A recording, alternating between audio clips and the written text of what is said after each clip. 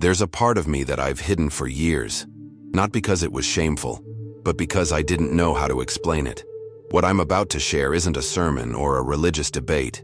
It's a journey, a real, raw, and deeply personal story about how everything I believed was shaken, and how I found something, or rather, someone, I never expected.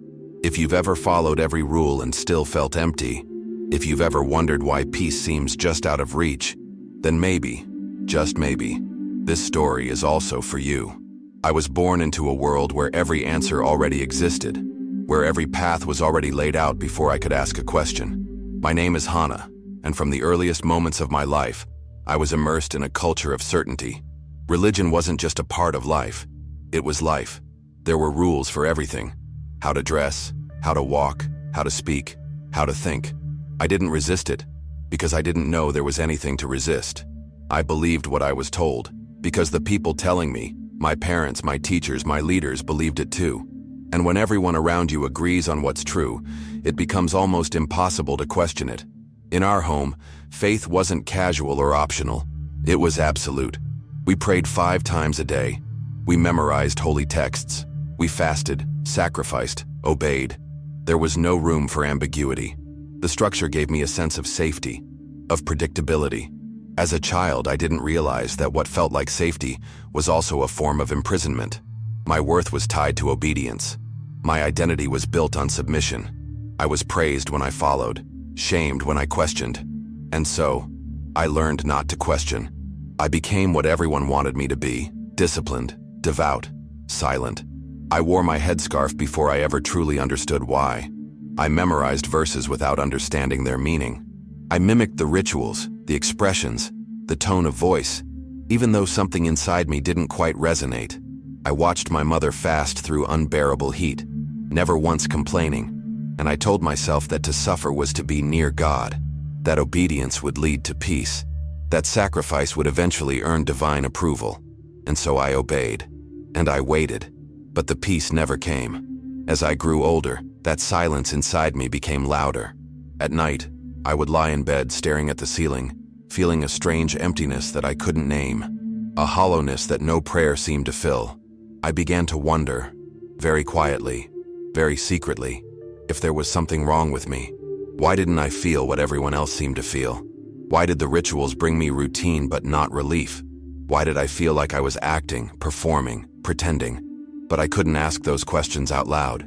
To question was to rebel, and rebellion was betrayal, not just of my family, but of God. So I pushed the doubt down. I prayed harder. I memorized more. I smiled wider. I did everything right, hoping that doing more would finally be enough. I told myself I was just going through a phase, that if I pushed through I'd find the peace everyone talked about. But the more I gave, the more I felt myself disappear, like I was vanishing into a role that was never really mine. On the outside, I was the model daughter, the faithful believer, but inside I was drifting.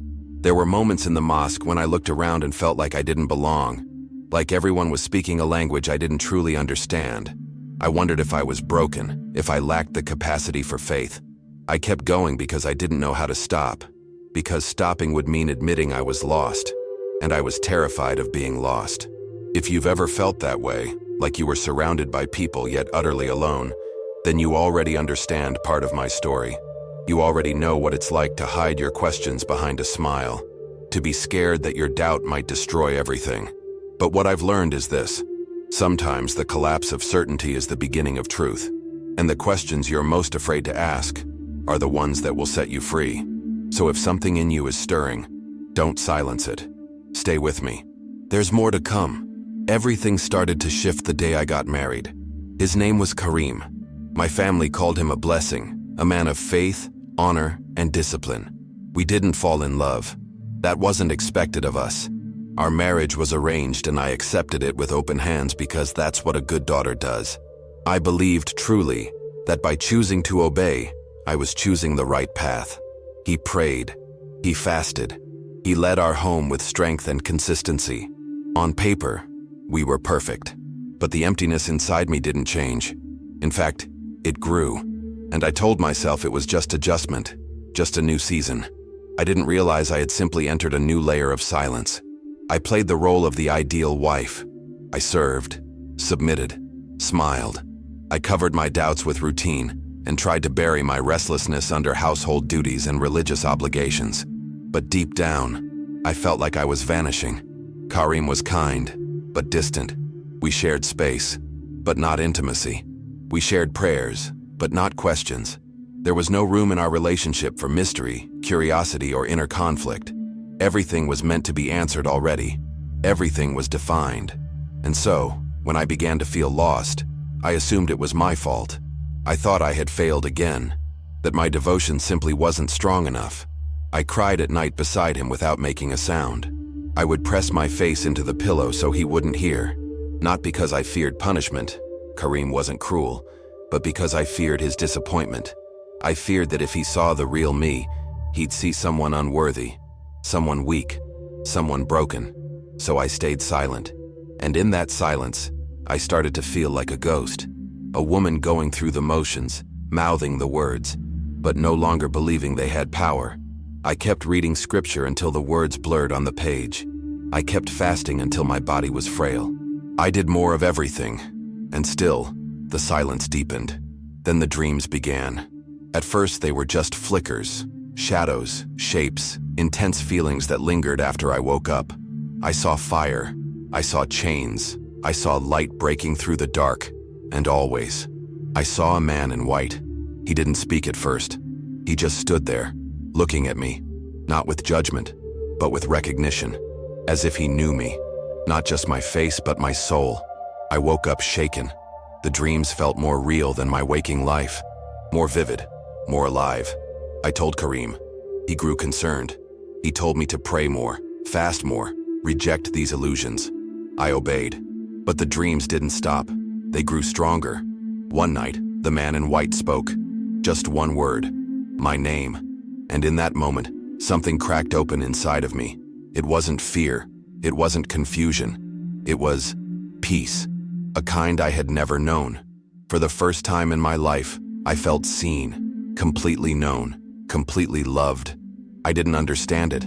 I didn't know who he was, but I knew this. He was real.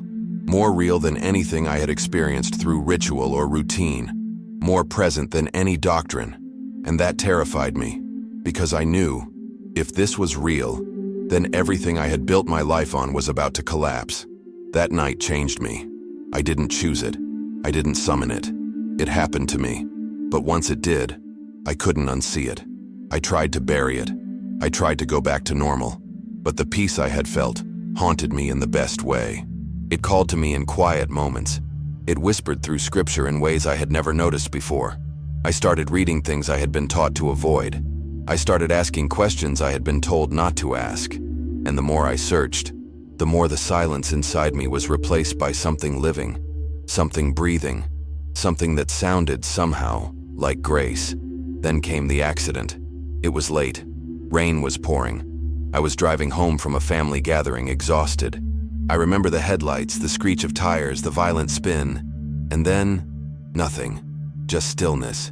When I opened my eyes, I wasn't in my car. I wasn't even in my body. I was watching from above. I saw the crash. I saw my broken frame. I heard the screams, but I was somewhere else, somewhere darker than I ever thought possible. Not just a place, but a presence, a weight, a spiritual heaviness I can't explain. And in that place, I wasn't alone. There were others, faces I recognized, people I once admired, even my former religious leader. He looked at me with agony in his eyes and cried out, "We were wrong. Jesus is the truth." I wanted to reject it. My mind recoiled, but my spirit trembled. Something deep in me knew it was true. And then, light, blinding, pure, healing. It didn't just illuminate, it embraced. And from within that light, I saw him again, the man in white. He came not with accusation, but with mercy. He called my name again. And this time, I fell to my knees. I wept, not out of fear, but out of freedom. He didn't scold me, he didn't shame me. He showed me my life, my prayers, my sacrifices, my suffering, not to condemn, but to liberate. He said the words that rewrote my entire existence. I have always been here, loving, waiting, calling. I asked, through tears, why I had been in darkness if I had done everything right. And he said, "Goodness without truth is still blindness. I am the truth." And when I reached for his hand, I woke up, in the hospital, alive, breathing, but forever changed. The first word that left my mouth when I woke up was, Jesus. Kareem was standing by my hospital bed, his face twisted in confusion and horror. He thought I was delirious. He tried to pray over me, to cast away whatever he believed had infiltrated my mind, but I wasn't confused. I was clearer than I had ever been. I tried to explain the dreams, the presence, the light, the name that had saved me, but my words were like stones falling against a wall of fear. His eyes filled with something I hadn't seen before, panic. And with panic came anger. Not the loud kind, but the cold, sharp kind. The kind that closes doors and draws lines in the sand. He called me a blasphemer, said I had been deceived by the devil, that I was being tested and failing. I begged him to listen. I told him I hadn't rejected God. I had finally met him, but he couldn't hear me. Or maybe he wouldn't. Soon our home filled with whispers. The community heard what had happened. Friends stopped calling. Women who used to greet me with warmth now crossed the street. I became a cautionary tale. The one who had lost her way. The one who had been poisoned. The one who was dangerous. The rejection didn't break me. What did was the silence from those who once said they loved me. I tried to stay quiet. For peace. For my children. I tried to bury the fire inside me. But the truth doesn't shrink. It grows. It demands air. It demands expression. I began to see things differently. Verses I had once recited without feeling now came alive with meaning. The world I once accepted without question now felt too small. I stopped trying to suppress it. I started speaking to Jesus in secret, whispering his name in the dark, asking him to guide me. And he did. Not through visions this time, but through moments. Unexplainable peace in the middle of chaos.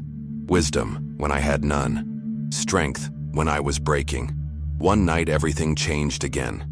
A brick crashed through our window. Spray painted across our door was the word, apostate. My children screamed. I held them tight, shielding them not from glass, but from hatred. That night, I felt a strange calm. Not the absence of fear, but the presence of courage. Kareem didn't ask if I was okay. He didn't hold our children. He blamed me. Said I had brought a curse into our home. That if I loved them, I would return to silence. I wanted peace more than anything, but not at the cost of my soul. And I knew then, silence was a slow death. I had to choose. Stay and suffocate, or leave and live. Leaving wasn't strength. It was surrender. I had no plan, no safety net, only a whispered prayer and a trembling trust in the voice that once called me out of darkness. I waited until Kareem left. I packed one small bag, food, a photo, clothes for my two youngest, Sammy and Mariam. I kissed my older son Yusuf on the forehead while he slept, looked into my daughter Lena's eyes and said, "Keep asking questions. He will answer." Then I stepped into the cold night, holding my baby's hands, walking into rain and uncertainty. I wasn't running from fear. I was walking toward truth, and I knew Jesus was walking with me. What followed was a journey unlike anything I'd imagined. I was connected, through an online group, to a family in Ireland. Christians, strangers, but they opened their arms to us. They said they had been praying for someone to help. We traveled in secret. Night buses, hidden stops, silent hours. I carried my children across back roads and through alleyways. I fed them what little I had. I kept them warm with scarves and prayers. And through it all, I wasn't alone. That same peace followed us. That same voice whispered in my heart, "Keep going. I'm with you." I had no papers, no money, no security, but I had faith. When we arrived, the family greeted us like we were their own. Their home was small but full of warmth.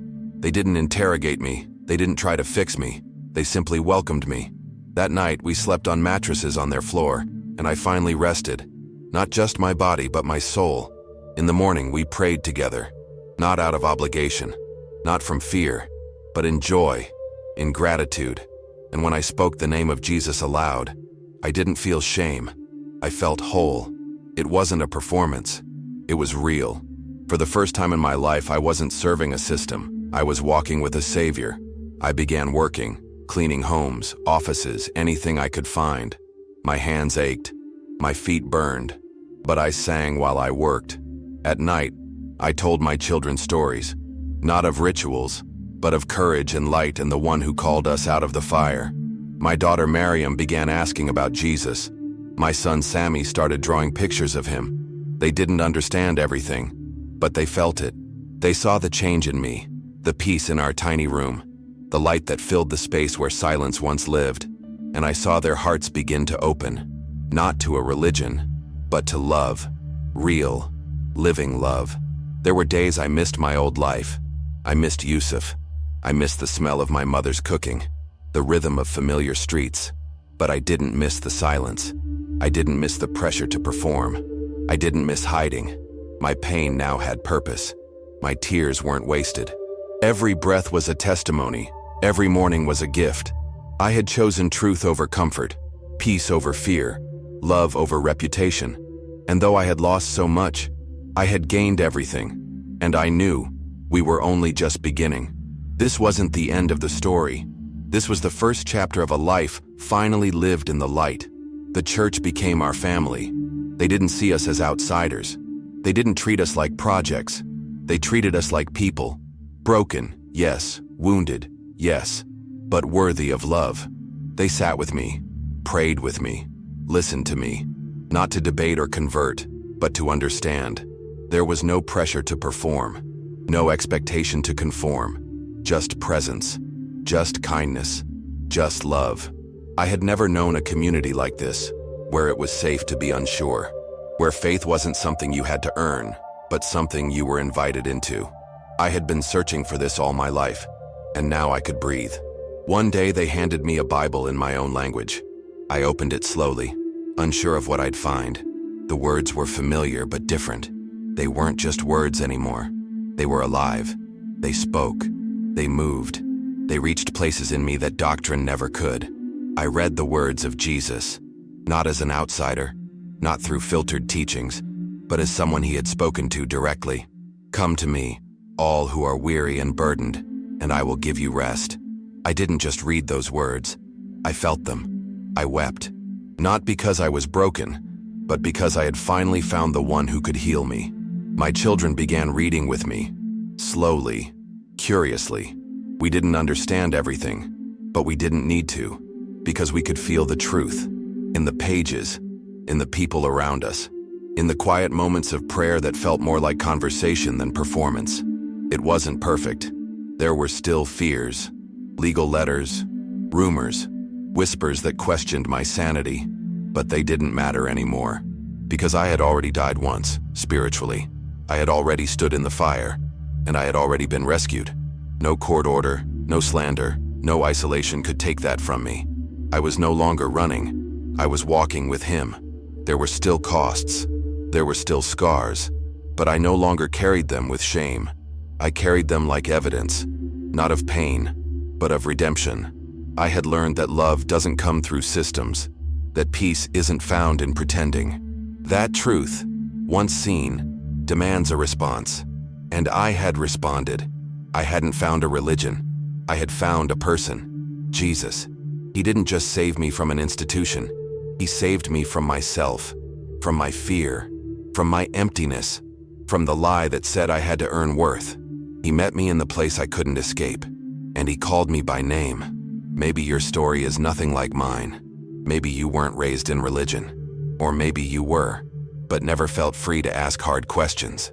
Maybe you've never had a dream or an encounter or a moment of divine light, but maybe, just maybe, you felt the same ache, that quiet hunger that hides beneath the surface, that whisper of doubt you're too scared to speak, that feeling that doing everything right hasn't led you to peace. If that's true, then maybe you're standing where I once stood, at the intersection of fear and truth, of tradition and revelation, of silence and a voice calling your name. I know what it's like to be afraid of being wrong. I know what it's like to confuse obedience with love. But let me tell you, what no one ever told me, God doesn't want your performance. He wants your heart. He's not looking for robotic followers. He's searching for sons and daughters. He's not hiding behind rules. He's standing in front of you. And when you whisper his name, not in ritual, but in raw longing, he answers, not with condemnation, but with love, real love. The kind that walks into your fire, your shame, your confusion, and says, "You are mine, you are seen, you are loved." I'm not here to debate theology. I'm not here to win arguments. I'm here to testify, because what I found wasn't theory. It wasn't philosophy. It was a person, Jesus. He didn't wait for me to be perfect. He didn't demand credentials. He stepped into my collapse, into the ashes of everything I thought I knew. And when I cried out, when I said his name, he came. He keeps coming. Every day. That's not religion. That's love. That's truth. That's the kind of relationship your soul was made for. And if anything I've said stirred something in you, even for a moment, don't silence it. That stirring is not emotion. It's an invitation. Don't wait until everything makes sense. Don't wait until you have all the answers. You don't need to be clean. You don't need to be perfect. You only need to be willing. Willing to stop running. Willing to ask. Willing to whisper his name. Because that's all it takes. One whisper. One crack in your armor. One sliver of surrender. And he will flood in. He's not waiting at the finish line. He's right beside you, right now. Waiting, watching, loving. If you feel that, even faintly, don't ignore it. Say his name. Let him in. Let him show you not who others said he was, but who he truly is. The one who sees you. The one who's always loved you. The one who's been calling you home. So if my story spoke to something hidden deep inside you, don't ignore it. That's not coincidence. That's not just emotion. That's a knock at the door of your soul. Jesus is not an idea. He's not a doctrine. He's a person. He found me in my silence. He found me in my fear. And if he did it for me, he can do it for you. Right now. You don't have to wait until you're strong. You don't have to have everything figured out. You just have to whisper his name. That's all it takes. One moment of surrender can change everything. This isn't about joining a religion. It's about stepping into relationship. It's not about rules. It's about love. I didn't find Jesus in comfort, success, or performance. I found him in collapse, in desperation. And I found life when I thought everything was lost. So if you're at that same edge, if you're exhausted, empty, or just silently searching, he is already closer than you think. He's been calling your name all this time. And now, he's waiting for your response. Subscribe to this channel and follow Jesus. Not because I have all the answers, but because I've found the one who does. This space isn't here to build an audience. It's here to walk with you. Week after week, I'll be sharing more of this journey, more moments, more healing, more truth. If this has moved you, don't walk away unchanged. Subscribe, stay close, and take that next step of faith. Say his name. Invite him into your pain, your confusion, your hunger. You don't need to fix it all. You just need to open the door and share this video with someone. Someone who may be right where I once was. Someone who needs to know they're not forgotten. You never know how far a story can go when it carries truth. Let this be more than a moment. Let it become a movement in your heart. A decision that starts small, but grows into something eternal. Because Jesus doesn't just rescue people from darkness. He walks with them into light, step by step. You were created for more than silence, more than survival, more than performance. You were created for truth, for love, for him. If you feel the pull in your heart, don't run from it. Lean in, pray, ask. Even if you don't know how, just start. He's not looking for perfect words. He's listening for an open heart. And when you call, he will answer. I'm here, not just to speak, but to walk with you. You are not alone. Until next time, be strong, be real. Stay close to the truth. I see you, I'm praying for you, and wherever you are right now, know this. The one who created you is calling you home. And I'll be right here, cheering you on, step by step, as you find your way to him. See you soon. Keep asking, keep seeking, keep following the voice that's calling your name.